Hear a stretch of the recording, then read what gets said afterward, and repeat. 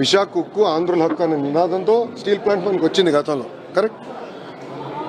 విశాఖ ఉక్కు ప్రైవేటీకరణ జరగకూడదని పెద్ద ఎత్తున గతంలో మాట్లాడింది లోకేష్. ఇది నేను పాదయాత్ర ప్రారంభించే ముందర కూడా నేను మాట్లాడా. గత ప్రభుత్వం ఈనాడు విశాఖ ఉక్కు గురించి పట్టించుకోలే. వాళ్ళకి కావాల్సిన ఇన్సెంటివ్స్ ఈనాడు గత ప్రభుత్వం ఇవ్వలే. మేము మాట్లాడుతున్నాం. మైనింగ్ కూడా క్యాన్సిల్ చేశారు.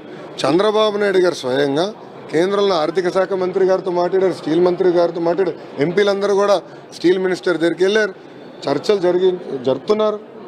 అసలు ప్రైవేటీకరణ అన్న పేరు డిస్కషనే లేదు. కానీ రోజు ట్వీట్లు పెడతారు వైకాపాలు. అదేంటో నాకు అర్థం అవ్వదు. అరే వాళ్ళకి ఇంకా బుద్ధి రాలా?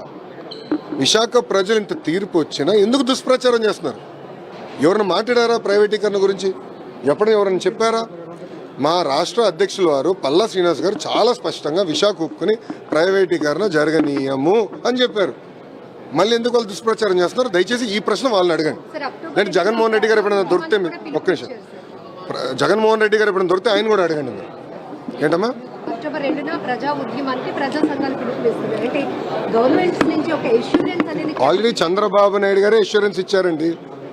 ప్రతి ప్రెస్ మీట్లో చంద్రబాబు నాయుడు గారే అంటే గౌరవ ముఖ్యమంత్రి గారు చాలా స్పష్టంగా విశాఖ ఉక్కుని మేము ప్రైవేటీకరణ జరగనీయము అని చెప్పారు. ఇంకేం ఇన్సూరెన్స్ కావాలి? మళ్ళీ 500 కోట్లు కేంద్ర ప్రభుత్వం చంద్రబాబు నాయుడు గారు మాట్లాడిన తర్వాత కేంద్ర ప్రభుత్వం 500 కోట్లు గ్రాంట్ ఇచ్చారు. ఇంకా చేయాలి. గత 5 ఏళ్ళలో ₹1 రాలా.